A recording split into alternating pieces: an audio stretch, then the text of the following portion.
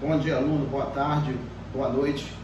Estamos nós aqui de volta. Esse que vos fala é o professor Fábio.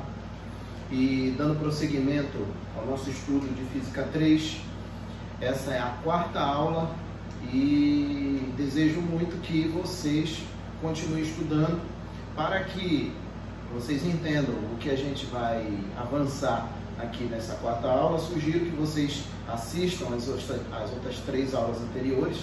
Se possível, curte ali, comenta, compartilha, faz esse nosso canal aqui do Alfa crescer, de modo que a gente consiga oferecer um serviço bem melhor do que a gente fez ontem, e assim sempre progredindo, sempre melhorando à medida que os dias vão passando aí desse nosso confinamento aí.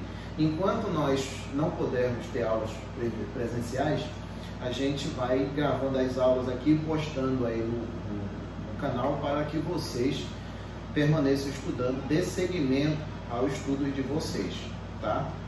Então, como eu estava dizendo, isso aqui é a quarta aula e tiveram as três aulas anteriores. Sugiro que vocês dêem uma olhada nas aulas anteriores, porque tem assuntos importantes lá, que é a parte básica, introdutória aqui da Física 3, sendo que na primeira aula a gente falou a respeito das partes da eletricidade, eletrostática, eletrodinâmica e magnetismo, da grandeza principal que tem aqui na eletricidade, que é a carga elétrica, que ela é uma grandeza escalar, que ela tem unidade Coulomb no sistema internacional, que ela é uma propriedade da matéria e ela está nas partículas elementares aí, principalmente elétrons e prótons.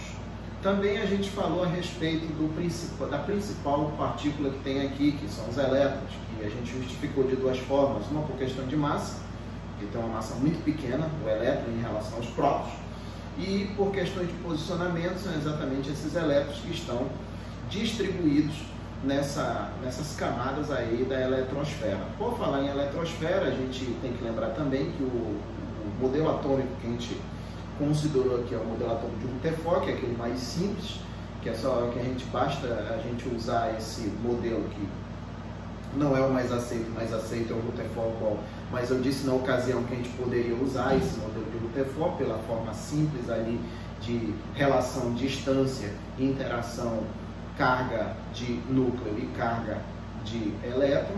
Depois disso nós falamos a respeito de corpos eletrizados, três situações para o corpo: ele pode estar eletricamente neutro, carregado com carga positiva ou carregado com carga negativa. Ele vai estar eletrizado se o número de elétrons for diferente do número de prótons, e ele vai estar eletricamente neutro se ele tiver um número de elétrons igual ao número de prótons. Essa carga também a gente comentou que essa carga ela pode ser quantizada. Isso significa que ela só pode ser representada por números múltiplos de uma constante, e essa constante é a carga elementar, que vale 1,6 vezes 10 a menos 19, positivo para prótons e negativo para elétrons.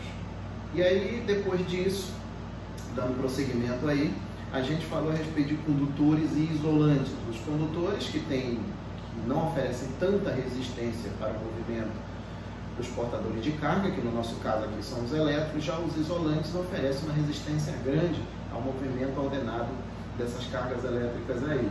O que diferencia basicamente o condutor do isolante é o número de cargas livres, o número de elétrons livres. Enquanto o condutor tem muitos elétrons livres, o isolante tem poucos e quase nenhum elétron livre, fazendo basicamente a diferença de um material para o outro. Falei também que apesar dos isolantes não terem muitos elétrons livres, eles são um péssimo condutor de eletricidade. Isso não quer dizer que ele não conduz eletricidade. Ele conduz sim, ele vai conduzir eletricidade, só vai depender da situação que ele vai ser submetido. O isolante ele tem uma característica física dele que a gente chama de rigidez dielétrica, e essa rigidez dielétrica nada mais é do que o campo elétrico máximo que aquele isolante resiste, digamos assim, que ele aguenta até depois que essa rigidez dielétrica é rompida. Quando há a ruptura da rigidez dielétrica, esse isolante acaba se ionizando, no caso, um exemplo que eu tinha até no caso do ar, ele acabava se ionizando e no final das contas ele se tornava um condutor e tinha aí a passagem de corrente elétrica. Aí nós resolvemos alguns exercícios, aí foram 5 exercícios, recomendo que vocês olhem aí nos grupos de WhatsApp para verificar onde é que está essa lista, que são 5 exemplos, 5 exercícios foram feitos aqui, se eu não me engano na terceira aula foram feitos 5 exercícios, dê uma olhadinha lá, refaçam os exercícios, qualquer coisa, qualquer pergunta, manda para mim no privado, no WhatsApp, ou então bota aí nos comentários, até melhor botar nos comentários aí embaixo, perguntando aí que a gente vai ter o maior prazer em responder, até porque é para isso que a gente está aqui, a gente está trabalhando aqui para isso, com nossos alunos do curso alvo. Qualquer dúvida, põe aí nos comentários aí embaixo, manda pelo privado, se possível, manda até pro número do curso que eles vão direcionar para mim. A gente, no final das contas, a gente sempre vai dar um jeito. Põe uma coisa na sua cabeça, aluno. O curso alfa sempre vai dar um jeito de continuar auxiliando vocês nessa empreitada aí em direção aos sonhos de vocês que é entrar na universidade pública. A gente sempre vai estar auxiliando de vocês. De uma forma ou de outra a gente vai dar um jeito. É aquilo que eu falei. O fracassado ele dá desculpa, o vencedor ele resolve. E é isso que a gente está fazendo, a gente está resolvendo, tá? De modo que não somente nós, quanto vocês também sejam vencedores, porque vocês não nasceram para ser perdedores, vocês não nasceram para perder, vocês nasceram para brilhar, vocês nasceram para ser campeões, tá? Continuando aqui, na última aula também eu falei a respeito de princípios da eletrostática, porque a gente entrou de fato nos assuntos da física 3, mais especificamente na eletrostática. E o que seria a eletrostática? A eletrostática é a parte da física 3 que estuda as cargas elétricas em repouso, ou seja, paradas. Elas estão paradas ali entre elas, não tem movimento relativo entre elas, elas estão em repouso. Essa que é a verdade.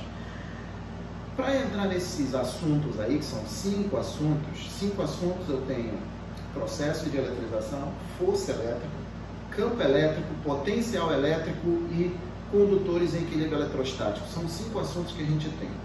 Esses 5 assuntos que compõem a eletrostática são alicerçados por alguns princípios. Princípios esses que a gente já falou na primeira aula, mas tem 2, especificamente 2 que a gente não falou, que são chamados de princípios da eletrostática, que foi tema principal da aula anterior, que são 2 necessariamente. Eu tenho o princípio da atração e repulsão, que diz que corpos de mesma carga, seja positiva, negativa, a interação é de repulsão. E eu tenho a interação entre corpos de sinais diferentes, é a atração. Se eu tenho um corpo com carga positiva e um corpo com carga negativa, a interação entre eles é de atração. Tá? É isso que o princípio da atração e repulsão diz. O segundo princípio, que é o princípio da conservação das cargas elétricas, diz que num sistema eletricamente isolado, as trocas de carga entre os corpos que constituem esse sistema vai ser sempre entre eles. O valor total dessa carga elétrica que tem nesse sistema sempre vai ser constante. Ou seja, a quantidade de carga antes de um determinado processo, independente do processo que seja, vai ser a mesma quantidade de carga depois desse respectivo processo. Ou seja, a quantidade de carga de um sistema eletricamente isolado sempre vai ser constante, sempre vai ser o mesmo valor, tá? Foi isso basicamente que a gente comentou aí lá na aula anterior. Hoje a gente vai se iniciar os assuntos, os 5 assuntos, que é o processo de eletrização por atrito, os processos de eletrização, a força elétrica, campo elétrico, potencial elétrico e condutores em equilíbrio eletrostático. Desses 5 assuntos, a partir de agora eu vou começar a numerar assunto por assunto, tá? De 5 assuntos, o processo de eletrização, os processos de eletrização eu vou chamar de 1, que é esse que a gente vai começar a falar agora. Olha só, eu tenho aqui que são os processos de eletrização.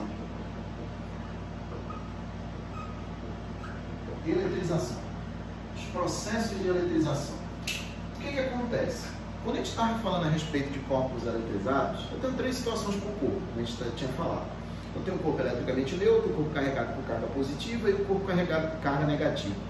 O que a gente não tem que esquecer é o seguinte: quem é responsável por passar de um corpo para outro são as cargas negativas, são os elétrons. São eles que transportam carga de um corpo para outro, não são os prótons, são os elétrons.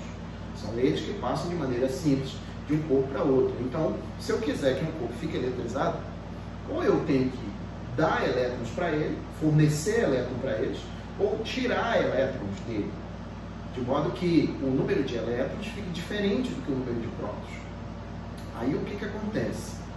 Eu tenho várias formas de fazer isso, vários processos de eletrização, vários. Só que aqui para nós o que interessa são necessariamente três. Esses 3 processos de eletrização, a função principal deles é fazer com que o corpo fique eletrizado. Ou seja, é que o número de elétrons fique diferente do número de prótons. Então, qual seria a ideia básica dos processos de eletrização? A ideia básica dos processos de eletrização, vou colocar aqui, como objetivo principal dos processos de eletrização: fazer com que o número de prótons fique diferente do que o número de elétrons. Se eu tenho um número de prótons diferente do número de elétrons, eu não tenho mais um corpo eletricamente neutro, eu tenho um corpo eletrizado, ou com mais elétrons em relação a prótons, ou menos elétrons em relação a prótons. O fato é que o número de elétrons vai ser diferente do número de prótons. Aí o que acontece? Aqui eu abro um parêntese para chamar a atenção do aluno, nosso aluno do curso alfa. Para entender de fato a simbologia que eu estou usando aqui, eu recomendo que olhe as aulas anteriores. É o que eu já venho falando há muito tempo, eu falei nas aulas anteriores, falei em sala de aula também, que essa parte de Física 3, ela funciona como se fosse uma corrente, e essa corrente é formada por elos. Ou seja, o que eu quero dizer com isso? Que à medida que eu estou passando os assuntos, à medida que eu estou passando as aulas, a tendência é que a nossa carga de conhecimento comece a aumentar. E não tem como eu fazer a 4ª aula, 5ª aula, 10ª aula e esquecer as 9 aulas anteriores. Não tem como. Não tem como. É por isso que muita gente se enrola aqui nessa matéria. A gente tem que seguir um fio da meada, de modo que a gente consiga entender o conjunto como um todo, e não somente partes ramificadas. O que está sendo feito aqui é uma continuação do que já foi dado atrás, na aula 3, a 2 e a 1, que é a parte de conceitos básicos. Então, tem muita coisa que eu vou falar aqui agora que eu não vou mais me bater e estar explicando, não. Está nas aulas anteriores, porque senão a gente vai passar 1 hora aqui na frente do computador, 2, 3 horas na frente do computador, e para falar 2, 3, 4, 5 vezes a mesma coisa que já foi falado em aulas anteriores. Então, eu peço a paciência aí de vocês em olhar todas as aulas, para quem não acompanhou, tá? Para quem já acompanhou, beleza, continua aí. Então tá, quais são os processos de eletrização? Qual é o objetivo principal desses processos de eletrização? Eletrizar, fazer com que o número de elétrons fique diferente do número de prótons. Esses processos aí são necessariamente 3. Eu tenho aqui, processos. Vou colocar assim, processos. Eu tenho 3 processos aqui. Esses 3 processos, o primeiro é o processo de eletrização por atrito, o processo de eletrização por contato e o processo de eletrização por indução eletrostática. Vou colocar só indução. Então, tem 3 processos de eletrização. São esses 3 processos de eletrização que a gente vai ter que se preocupar a partir de agora. Como eu disse, existem vários processos de eletrização. Não se iluda o nosso aluno de achar que só tem esses 3. Não tem só esses 3, não. Tome cuidado com isso. Existem mais processos de eletrização. Só que, para nós aqui, o que interessa de fato é que a gente tem que saber o que acontece, o que determina e qual é a característica dos corpos que estão envolvidos no processo, são somente esses 3 que estão aqui: atrito, contato e indução. Tá? Agora, olha só. Eu tenho esses 3 processos aí, tá bom, Fábio? E daí? E daí que eu vou começar na ordem. pelo mais antigo. Vou chamar de 1.1, que é o processo de eletrização por atrito. O processo de eletrização por atrito, dos três, é o mais antigo que tem. É o mais antigo. Na verdade, de todos os processos, é o mais antigo. Ele tem data lá do século IV a.C., lá com Tales de Mileto, fazendo aqueles experimentos simples lá, com aquele material chamado de âmbar, né, que é aquela resina fóssil. Quando ele esfregava em pele de animal ou em tecido, aquele âmbar adquiria a característica de atrair pedacinhos de palha, ou seja, ele atraía material para eles a partir do momento que ele depois que ele atritava aquele âmbar naqueles materiais, como pele de animal, tecido, enfim, é o mais antigo deles. Então, o que consiste o processo de eletrização por atrito? Literalmente, em esfregar, dois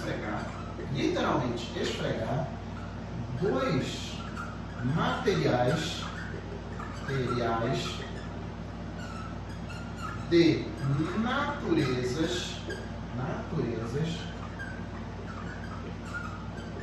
de naturezas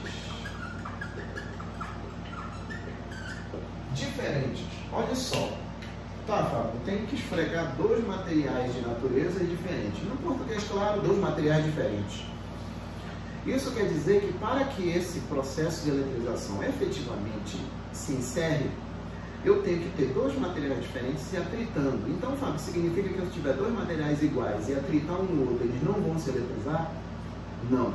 Se vocês pegarem a maioria dos livros de ensino médio, e até alguns de faculdade também, quando ele se refere a esse processo de eletrização, ele só diz: tem que ser de materiais diferentes.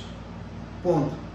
Verdade, isso a gente sabe. Inclusive, isso é uma das coisas que a gente não pode esquecer aqui do processo de eletrização. Tem que ser de materiais diferentes. Mas vocês sabem me dizer por que tem que ser materiais diferentes? Tem um porquê. Sempre tem um porquê. Tudo aqui tem um porquê. Não é só porque Deus quis, não. Na verdade, é porque Deus quis, mas não só. Tem sempre uma explicação científica para isso. Por que tem que ser materiais diferentes? Bom, para quem já estudou química, e eu recomendo muito que vocês estudem química, porque como eu já falei lá na primeira aula, existe uma linha bem tênue entre a física e a química nessa parte aqui. Você tem que saber um pouco de química, não tem para onde correr, tem que saber. Então o que acontece? Para quem já estudou química, lá especificamente a parte de tabela periódica, já deve ter lido alguma coisa sobre propriedades periódicas e aperiódicas da tabela periódica. E eu vou me especificar realmente a uma dessas duas partes, que são as propriedades periódicas, como o raio atômico, a eletronegatividade. Agora, por que tem que ser materiais diferentes? Por causa de materiais com eletronegatividade diferente. E lá no livro de Química, o que seria basicamente, aportuguesado, eletronegatividade? O que seria um material ser mais eletronegativo que o outro? Porque isso é uma característica relativa, né? O material pode ser mais eletronegativo que o outro e ser menos eletronegativo que o outro. Ou seja, existe uma relação aí. Apesar da gente saber que o material, o elemento químico mais eletronegativo da tabela periódica é o flúor. Isso significa que o flúor, sendo mais eletronegativo, ele tem condições de roubar elétrons de um outro elemento químico. Mas de onde que vem isso? Olha como as coisas acabam se fechando, se fundindo aqui as coisas. Quando a gente estava lá na primeira aula, eu estava explicando uma das formas do porquê que o elétron é o responsável pelo eletromagnetismo como um todo. E eu tinha colocado lá a parte como posicionamento, ou seja, como a eletrosfera ela tem camadas e a interação entre elétron e próton elétron e núcleo é uma interação elétrica e a força elétrica cai com o inverso, com o aumento da distância, os elétrons que estão na última camada estão mais suscetíveis a se soltar. Então o que acontece? O flúor ele é o mais eletronegativo da tabela periódica. Mas por que ele é o mais eletronegativo da tabela periódica? Porque ele tem um menor raio atômico. Se ele tem um menor raio atômico, significa que os elétrons da última camada dele estão mais próximos do núcleo. Consequentemente, a força de interação entre o núcleo dele e os elétrons da última camada é maior. porque a distância é menor. Então faz sentido tudo que a gente está falando. Por isso que eu falo para vocês que a ideia é a gente assistir todas as aulas de modo que a gente consiga formar um conjunto como um todo. O flúor ele é mais eletronegativo porque ele tem um raio atômico menor. E isso faz com que os elétrons da última camada dele fiquem mais presos ao núcleo. Consequentemente, é mais difícil de tirar um elétron de um flúor. Se eu tiver um outro elemento químico diferente do flúor, que tem um raio atômico maior, ele vai ter uma força elétrica entre o núcleo e o elétron da última camada menor, ou seja, o elétron vai ter condições de ser captado pelo flúor desse outro material. Então o que acontece? Tem que ser materiais diferentes, por quê? Por causa de eletronegatividade. Eletronegatividade. Então tem que ser materiais diferentes por causa da negatividade. Ou seja, é uma propriedade aqui que vai definir o porquê tem que ser materiais diferentes. Tem que ser materiais diferentes? Tem, verdade. Mas tem que ser materiais diferentes porque eu tenho que ter eletronegatividades diferentes. Tá? Por isso tem que ser materiais diferentes. Agora olha só, como é que se encerra esse processo de eletrização? É o seguinte, eu vou considerar aqui, olha só, eu vou considerar um exemplo. Se você pegar 10 livros de física, os 10 é esse mesmo exemplo.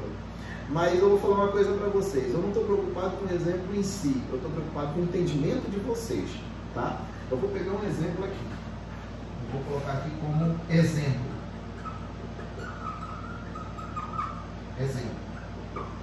Eu vou considerar uma situação onde eu tenho dois materiais eletricamente neutros, diferentes, obviamente. Eu tenho aqui um pedaço de lã, e um bastão de vidro. Ou seja, aqui eu tenho, aqui seria a lã, né? Pedaço de lã, e aqui seria o vidro. Se eles estão eletricamente neutros, significa que o número de elétrons é exatamente igual ao número de prótons para os dois. Então eu tenho aqui que a carga da lã vai ser igual a zero e a carga do vidro também é igual a zero. Então o que eu tenho aqui? Ó? Olha só, eu vou ter aqui uma situação antes. Eu vou ter duas situações, uma antes e uma depois. Essas que eu vou me preocupar aqui, por enquanto. Então, recapitulando aqui. O atrito consiste em esfregar literalmente dois materiais de natureza diferentes por questões de eletronegatividade, tá? Eu estou usando um exemplo a partir de agora, que eu vou usar dois materiais diferentes, sendo que um é a lã e o outro é o vidro. Materiais diferentes, eletricamente neutros. Aqui no caso a lã, ela está com uma carga nula, porque ela está eletricamente neutra, e aqui eu tenho o vidro, que também está com a carga nula, porque ele está eletricamente neutro. Quando o material é esfregado um no outro e separados, aí o que acontece? Depois que eles forem separados, a lã vai continuar sendo lã, e o vidro também vai continuar sendo vidro. Aqui vai continuar sendo a lã e aqui vai continuar sendo o vidro. Só que o que ocorre aqui? Os dois corpos agora estão eletrizados. Por quê? Antes eles estavam eletricamente neutros, eles são de materiais diferentes e foram atritados um no outro. O que acontece? Vai ter migração de elétrons de um corpo para outro. E essa migração de elétrons vai de um corpo para outro a partir de quem para quem? Primeiro, a lã vai ganhar elétrons do vidro, ou seja, a lã vai roubar elétrons do vidro. Vamos supor que ela fique aí com 6 cargas negativas em excesso. Só um exemplo, tá? Lógico que são mais, né? Mas vou supor que são só 6 para a gente não perder a linha de raciocínio devido a números. Eu quero que vocês raciocinem e tentem entender a física do processo de eletrização. Vou considerar que só são 6 cargas negativas que a lã ganhou, ou seja, ela está com excesso de 6 cargas. Esse sistema, ele está eletricamente isolado. O que significa o sistema eletricamente isolado, que foi tema do assunto da semana passada, da aula anterior? Um sistema eletricamente isolado significa que as trocas de carga é exclusiva entre os corpos que constituem aquele sistema. Não tem troca de carga com o meio exterior, é isso aí. Então, se a lã ficou eletrizada com um excesso de 6 cargas negativas, essas 6 cargas negativas vieram de algum lugar. Elas não vieram de outra dimensão, muito menos foi tirada da cartola. Elas vieram de algum lugar. E elas vieram exatamente de quem? Do vidro. O vidro que perdeu essas 6 cargas negativas que está na lã. Então, se a lã ficou com excesso de 6, o vidro vai ficar com uma falta de 6. Então, o que acontece? O vidro vai ficar com uma falta de 6 cargas negativas, fazendo com que ele fique com carga positiva. Ou seja, antes eu tinha os dois eletricamente neutros, depois que eles foram esfregados, que eles foram atritados um no outro, eles ficaram eletrizados. Isso aqui seria exatamente o depois, tá? Depois que eles já foram esfregados, depois que já foram afastados, eles ficaram eletrizados. A lã ficou com carga negativa e o vidro ficou com carga positiva. Só que vamos pensar o seguinte: Fábio, de onde tu tirou as 6 cargas positivas do vidro? É o seguinte, a gente estudou na aula passada que existe um princípio da eletrostatica chamado de princípio da conservação da carga elétrica. Isso significa que a carga elétrica vai ser sempre a mesma. A soma das cargas de um sistema vai ser sempre o mesmo, vai ser constante. Então, se eu olhar aqui o antes, ó, pode prestar atenção. Quanto é que valia a carga elétrica da lã? 0. Quanto é que valia a carga elétrica do vidro? Também 0. Quanto é que dá a soma das cargas aqui? 0. Então, significa que, independente do processo que seja feito, quanto é que tem que dar a soma das cargas depois? Tem que dar 0. Tem que dar 0. Porque senão estou indo de encontro ao princípio de conservação da carga elétrica. A carga elétrica sempre vai se conservar. Então, se aqui antes a lã tinha 0 de carga, aqui vamos supor aqui que ele vai ficar com uma carga QL de menos 6. 6 cargas em excesso, tá? Aí a unidade, não se preocupa com isso não, quero que vocês entendam a atrelação, a concatenação do que a gente vem falando nas aulas anteriores. É isso que eu quero que vocês entendam, tá? Não estou preocupado com o número ainda não. Depois que a gente for fazer conta, a gente se preocupa com o número, mas por enquanto estou preocupado com isso não. Então, se a lã ficou eletrizada com excesso de 6, ela ficou com uma carga menos 6. Se o sistema antes dava 0, depois tem que dar 0. Então, quanto é que tem que dar o valor da carga do vidro para poder o sistema todo dar 0? Tem que ser mais 6. Então, eu tenho que a carga do vidro vai ser igual a mais 6. Se eu tenho menos 6 com mais 6, vai dar exatamente 0. Pronto. Eu não vou de encontro ao princípio de conservação da carga elétrica. Está tudo bonitinho, tudo tranquilo, tá? Agora, o que acontece? Tem algumas coisas aqui que eu tenho que levar em consideração. O que acontece depois que os materiais são afastados. Tem algumas observações aqui. Eu vou colocar assim, ó. Vou colocar assim. Após a eletrização. O que acontece? Após a eletrização, eu tenho algumas observações que eu tenho que levar em consideração. A primeira é que os corpos ficam com sinais contrários, sinais opostos. Então, o que eu tenho aqui é que os materiais vão ficar com sinais opostos. Ou seja, sinais diferentes. Eles vão ficar com sinais diferentes. Processo de eletrização por atrito, após a separação dos materiais, após que eles forem eletrizados, atritados e separados, eles sempre vão ficar com sinais diferentes. E se eles vão ficar com sinais diferentes, lembrando lá dos princípios da eletrostática, da atração e repulsão, qual vai ser a interação dos dois materiais agora? Eles vão se atrair. Então tem aqui, ó, que a interação entre os corpos é de atração. Ou seja, eles vão se atrair. É isso que vai acontecer. Agora o cara pode virar para mim e perguntar: fazer o seguinte, tu pegou esse exemplo aí da lã, do vidro, e tu já disse que a lã ela ficava negativa e o vidro ficava positivo. Mas sempre vai ser desse jeito? A lã sempre vai ficar negativa? No caso, se eu pegar a lã e atritar com o vidro vai ficar com carga positiva e a lã negativa. Se eu pegar essa mesma lã, por exemplo, e atritar com outro material, por exemplo, o isopor, será que a lã vai continuar negativa? Negativa.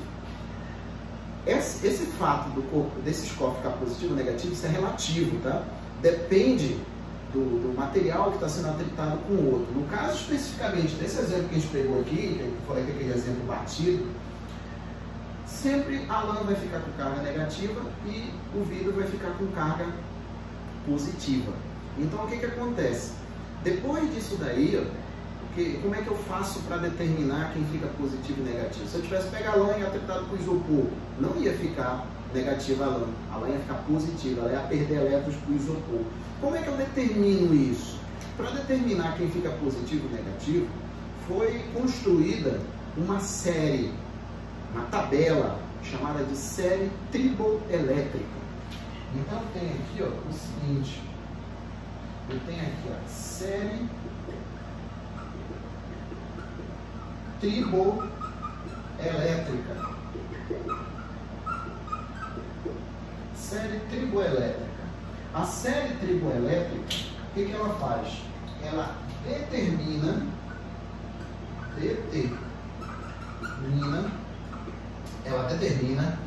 os sinais dos materiais que passaram pelo processo de eletrização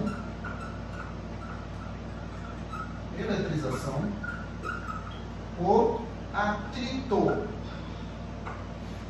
Ou seja, eu não coloquei aquele sinal de menos na lã e aquele sinal de mais no vidro. Isso aí não foi coisa tirada da minha cabeça, não. Isso daí é determinado pela série triboelétrica. Inclusive, esse prefixo tribo significa o atrito, né? Triboeletrização, processo de eletrização por atrito, tá? Então essa série ela determina quem fica positivo e quem fica negativo. Eu tenho alguns exemplos aqui, que eu vou pegar aqui para escrever aqui, porque a gente não tem a obrigação de saber quem fica de decorar essa tabela. A gente não tem a obrigação de decorar essa tabela. O que a gente tem que saber é o seguinte, é só uma coisa que a gente tem que saber. Dada a tabela com esses materiais, o elemento que está em cima, quando ele é atritado por de baixo, esse de cima ele vai perder elétrons por de baixo, de modo que esse de cima fique com carga positiva e o de baixo aqui fique com carga negativa. Ou seja, dado um determinado material nessa série, material que é atritado com elemento que o precede, que o precede, né, que vem depois, esse de cima fica com carga positiva e o de baixo fica com carga negativa. Ou seja, o de cima perde elétrons para o de baixo. Eu tenho um exemplo de série que eu vou colocar aqui. Vou colocar aqui um exemplo de série. Deixa eu melhorar isso aqui. Vou colocar aqui. Vou colocar aqui como exemplo, tá? Um exemplo. Eu tenho aqui a lista. Eu tenho alguns materiais aí que vão ser levados em consideração. Eu tenho primeiro pele de coelho. Tem aqui, ó, pele de coelho. eu tenho depois o vidro, aí eu tenho depois o cabelo humano,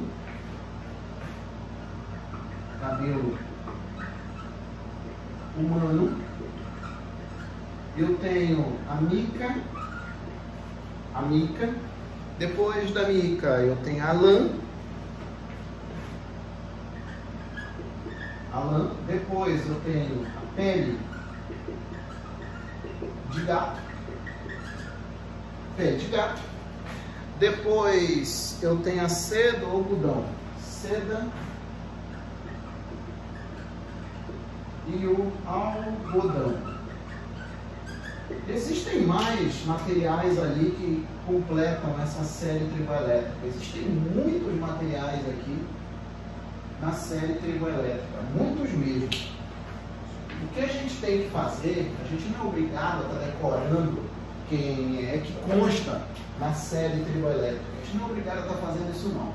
O que a gente tem que saber é o seguinte, que quando o material de cima é atritado com de baixo, ele vai adquirir carga positiva. O de cima vai perder elétrons para o de baixo. Esse de baixo vai ficar com carga negativa e o de cima vai ficar com carga positiva, tá? Vai ficar com carga positiva. Então, o que acontece? Aqui eu tenho um exemplo de uma série triboelétrica, uma parte dela, tá? A gente não é obrigado a decorar isso não, tá? A gente não é obrigado a decorar isso não, até porque as questões, quando elas se referem à série triboelétrica, elas sempre vão te dar uma parte da tabela, ou então uma sequência de materiais aí, tá? Para você analisar quem fica positivo e negativo. É isso que a gente tem que saber quem fica positivo e quem fica negativo. Agora, quem constitui a tabela, a gente não é obrigado a saber não. O que acontece é o seguinte, aqui eu tenho os corpos que estão em cima, quando eles são atritados com de baixo, os de baixo vão ficar com carga negativa, ou seja, de cima para baixo. Isso significa aqui o seguinte, se eu tiver aqui, ó, a pele de coelho, quando é atritado, por exemplo, com a mica, quem dos dois vai ficar com carga positiva? Pele de coelho ou a mica? Quem que está em cima? Pele de coelho. Então, pele de coelho vai perder elétrons por debaixo. Então, a pele de coelho vai ficar com carga positiva e a mica vai ficar com carga negativa. Vou colocar assim para ficar mais resumido aqui e aproveitar o espacinho ali que falta. Agora, outro exemplo aqui. Se eu quiser pegar, por exemplo, o vidro e atritar com a lã. Ah, Fábio, mas esse exemplo não é aquele que tu colocou? Sim, é esse mesmo, para vocês verem que é de acordo com a tabela, com a série triboelétrica. Então aqui, ó, no caso, o vidro vai ficar com carga positiva, pois vai perder elétrons, e a lã vai ficar com carga negativa, pois vai ganhar elétrons. Só mais um exemplo para a gente encerrar essa parte aqui. Se eu tiver, por exemplo, aqui, ó, vou pegar cabelo humano. Cabelo humano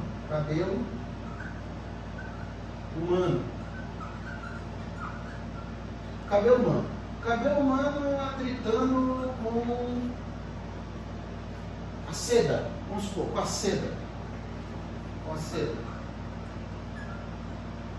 Cabelo humano atritado com a seda. Depois que eles forem separados, como é que vai ficar o sinal de cada um? O cabelo humano está mais acima do que a seda. A seda está embaixo. O cabelo humano está em cima, então o cabelo humano vai perder elétrons, então vai ficar com carga positiva. E onde vai estar essas cargas que o cabelo humano perdeu? Vai na seda. Então a seda vai ficar com excesso de cargas, que vai ser com carga negativa. Tudo bem? Isso é simples, isso daí, né? É bem simples. O que a gente tem que saber aqui, não esquecer, é sempre a recomendação que eu dou para os meus alunos, seja por aqui, seja na sala, seja onde for, seja trocando ideia aí pelos corredores. Tem duas coisinhas aqui, duas observações que a gente não pode esquecer de maneira nenhuma. De maneira nenhuma. Posso esquecer o resto? O ideal é que não, né? O ideal é que não. Mas, se possível, tem duas situações aqui que a gente não pode esquecer de maneira nenhuma relacionada ao processo de eletrização por atrito. Uma seria exatamente esse item aqui, de materiais de naturezas diferentes. Isso não tem para onde correr. A gente tem que saber que para que se encerre o processo de eletrização por atrito, esses materiais têm que ser de materiais diferentes, de natureza diferentes, por questões de quê? Eletronegatividade, tá? E qual é a segunda parte? É esse daqui, ó. Tem que ficar de sinais opostos, sinais diferentes, depois que são afastados. Então são duas observações que eu dou aqui de tudo que está aqui na lousa. Tem que ser materiais diferentes, isso eu não posso esquecer. 2, depois de efetivado o processo de eletrização, os materiais são afastados, eles vão ter que ficar com sinais diferentes, tá? Então são essas duas observações que a gente não pode esquecer de maneira nenhuma. Então, recapitulando tudo para a gente acabar. A gente começou agora dos 5 itens: processo de eletrização, força elétrica, campo elétrico, potencial elétrico, condutores em equilíbrio eletrostático. Eu tinha dito no início que a gente ia começar a numerar, a partir do 1. Então, processo de eletrização.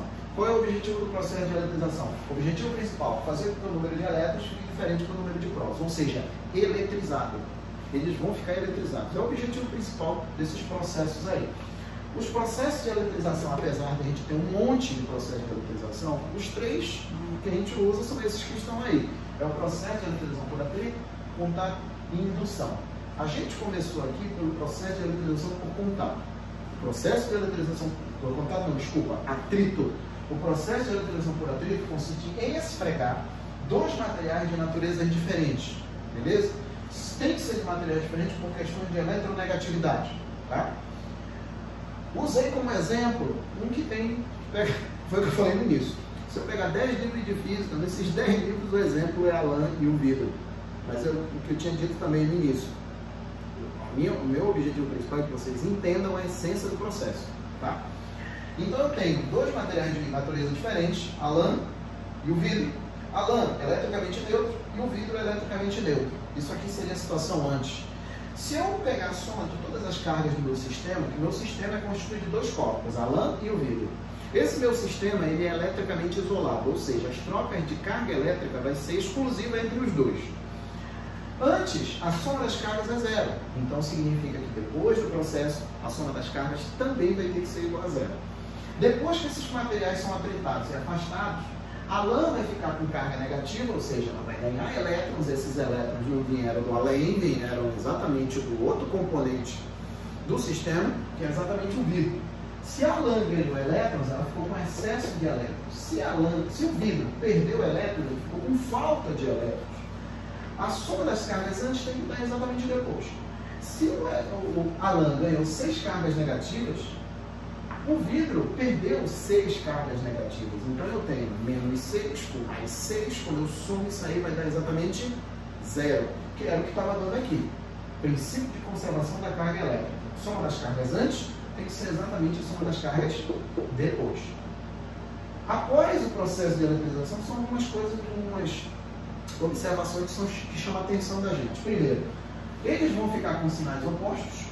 Eles ficando com sinais opostos, a interação entre eles vai ser de atração, tá? E outra coisa aqui, eles vão ficar com cargas de mesmo módulo, tá? Ou seja, depois que esses materiais forem separados, esses corpos vão ficar com cargas de mesmo módulo, mesmo valor numérico, mesma intensidade, mesma magnitude, mas de sinais diferentes, tá? Não esqueça disso daí. Vão ficar com carga do mesmo modo e sinais diferentes. Quando eu falo mesmo modo, eu estou me referindo a esse valor aqui, ó. Por isso que eu fiz questão de colocar um 6 aqui, um valor numérico. Nem estava preocupado com unidade medida, não estava preocupado com unidade medida. É só para a gente ter um direcionamento mais rápido para a questão do módulo. Se eu tenho aqui 6, aqui eu também tenho 6, o mesmo valor numérico, ou seja, módulo, mas com sinais diferentes. Esses materiais aqui, eles adquirem o sinal, a gente não tira isso da nossa cabeça não, é devido a uma lista, a vários materiais que são listados, são elencados numa lista chamada de série triboelétrica, pela triboeletrização desses materiais aí. E essa série triboelétrica, ela determina os sinais dos materiais que passaram pelo processo de eletrização por atrito, tá? Aí eu coloquei aqui um exemplo de um pedaço, né, que é pego da série triboelétrica. Aí eu tenho pé de coelho, vidro, cabelo humano, mica, lã, pé de gato, seda, algodão. Nós não somos obrigados a estar decorando todos os elementos da série triboelétrica. Só tem uma coisa que a gente tem que saber. Isso aí não tem para onde correr.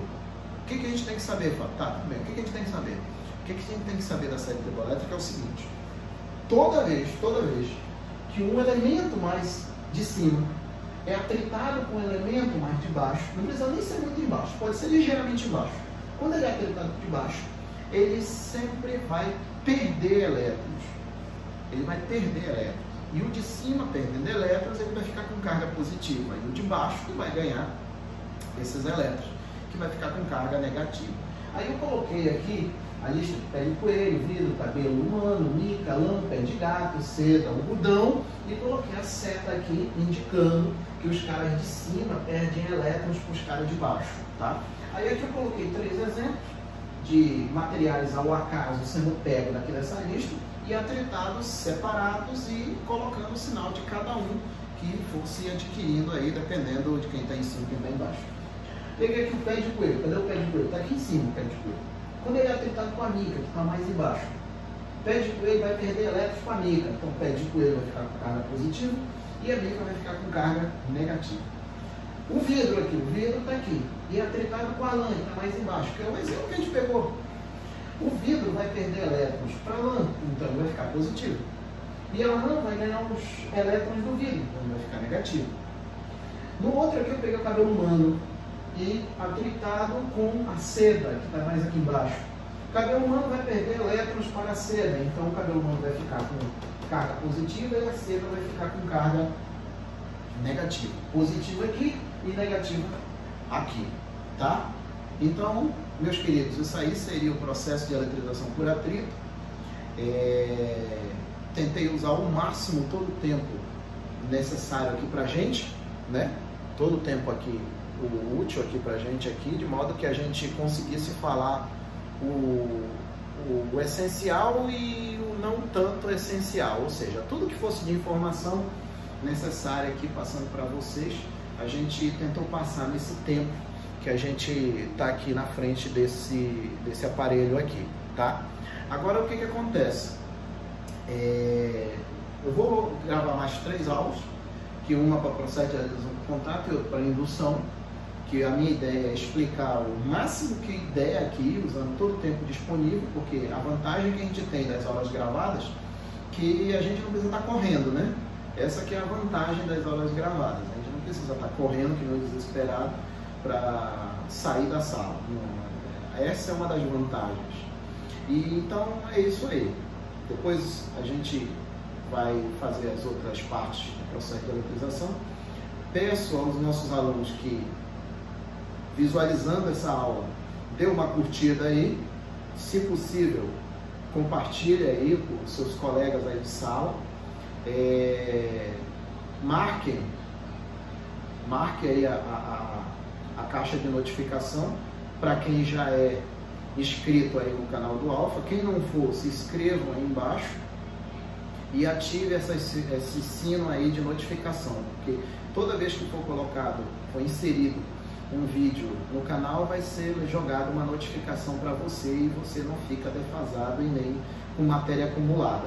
Essa que é a ideia. Então a sugestão é essa: se inscreva no canal, ative as notificações para que você seja avisado toda vez que uma aula for postada. Se tiver alguma dúvida, escreva aqui embaixo nos comentários e dê um joinha aí se possível, tá? Se gostou da aula, dê um joinha aí para ajudar o nosso canal, ajudar o nosso trabalho a melhorar para vocês, tá? Nosso trabalho melhorando, vai ser qualidade maior oferecida para os nossos alunos, tá bom? Então, eu desejo muita força para vocês, continue estudando, porque essa situação nossa aí vai passar, ela vai passar, e espero que vocês sejam perseverantes assim da mesma forma que o nosso curso está sendo. A gente está fazendo uma força-tarefa gigantesca de nossas casas, de modo que a gente consiga permanecer auxiliando vocês nessa empreitada aí em direção ao sonho de vocês que entraram na universidade pública. E não é um vírusinho aí que vai atrapalhar a nossa vida. A gente tem que tocar a nossa vida para frente, independente do que está acontecendo, tá bom? No mais, fique com Deus e até o próximo vídeo. Tchau!